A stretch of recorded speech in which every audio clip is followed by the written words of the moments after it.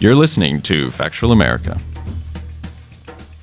Brian, I mean, how do you bring a 20-year-old scandal to life? I mean, you could do archival, you got B-roll, you get talking heads, but that alone could just be boring, you know? I mean, how do you bring this to life and make it jump off the screen?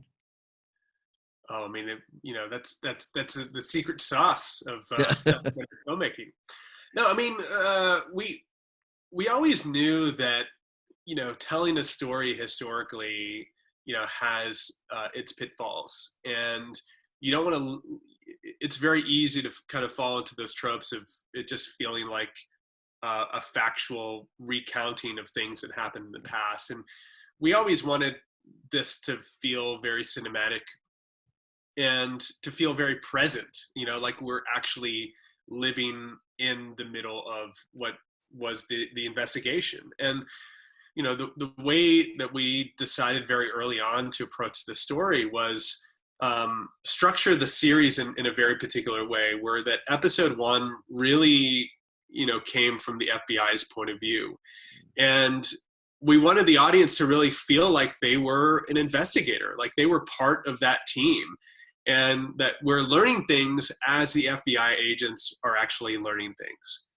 And because we found that process very interesting, it's very simple to jump to like, oh, and then this person got arrested and that person got arrested. But when you're in the middle of it and you start with that seed of, if you haven't seen it, in the very first episode, Doug Matthews is just talking to his superior agent, training agent, Rick Dent, who was the senior, high level, very experienced, he was like the poster child for the FBI. And he just had this one Post-it note on his computer that said McDonald's monopoly fraud ? And Doug sees this and is like, what is that? and just starts this conversation of like, well, how long has that been there? Like, were you even going to do anything with it? Like, has this been, were you even going to follow through with this? And he's like, can I do something with it? And it's like you're on this journey with this one rookie agent. And then, he's like trying to figure out ways to go undercover, and he's like pitching ideas, and like no one in the office wants to hear it. But then he pitches this idea of like the Publishers Clearinghouse style of undercover, where, for those who don't know in the States, maybe you guys have it there, but like Publishers Clearinghouse does this like sweepstakes where they go to your house, it's like a raffle type thing that you submit all your information, you give away your life basically to maybe win $1 million or $10 million for life. And they award the winner live on television, or at least they used to do it this way, where they show up to your door with a camera and a crew and balloons and confetti. And he pitches this style of undercover operation. And they actually get behind this. They think that this is really kind of a clever idea. And of course, he has no experience ever going undercover. And he gets this chance to do this. And we were very fortunate that we actually had the footage of the FBI going undercover. And so we knew that like, okay, we have this great archival. We want to tell the story from the FBI's point of view out of the gate. And we want to feel like we're in it. And so that was our tonal approach. And then as the series progresses, in episode 2, we start to learn from the other side, the criminals, the people who were, indicted and part of this.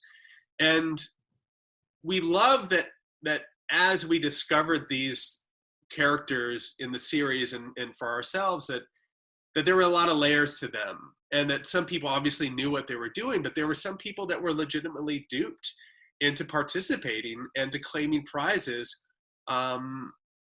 who, never ever thought that this was a federal crime that they were participating in.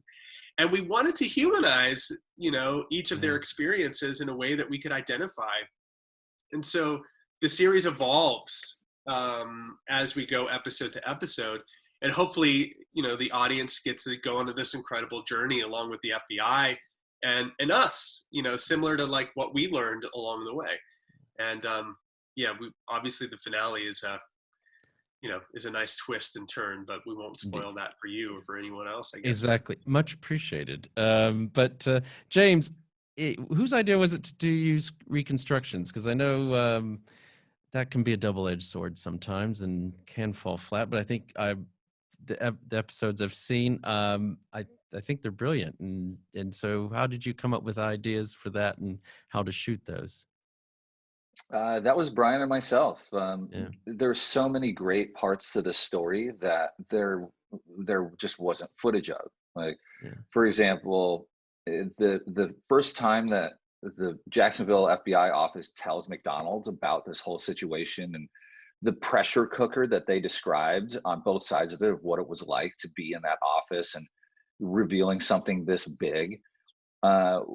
They're just obviously we're not going to be getting any footage from inside of an FBI office in this very pivotal moment. But we wanted people to live through it.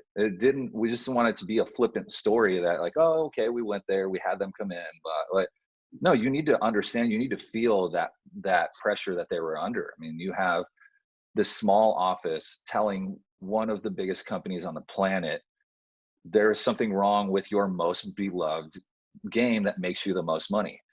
And so we started really with that, and of course we pitched the show like that. The entire vision from the very beginning was having recreations to really let people feel and be in the moment of these pivotal stories. And HBO, they usually are not big fans of recreation, but Nancy Abraham and Lisa Heller, they really they normally don't like it, but they were very open to it. And so what we said is, look, we will cut the entire show together.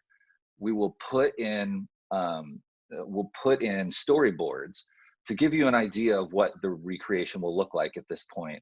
And once we showed them the first episode, they got it. And it was a good combination of having their mentality of not totally normally liking it, but it really made us focus more on, okay, well, we're going to shoot this in a way that does not distract the viewer from the story that's being told. There are a lot of documentaries, and it works in some of them where you can actually see an actor's face, and people are almost like giving a monologue, and we didn't want that. We already had great characters telling great stories. We just wanted to hint at, have a visual hint of what that person was talking about, so it can really bring you into the story more. And so it was a collaboration of all of us, but it was Brian and I definitely had to sell them on the idea that it could be done tastefully and would just seem cheesy.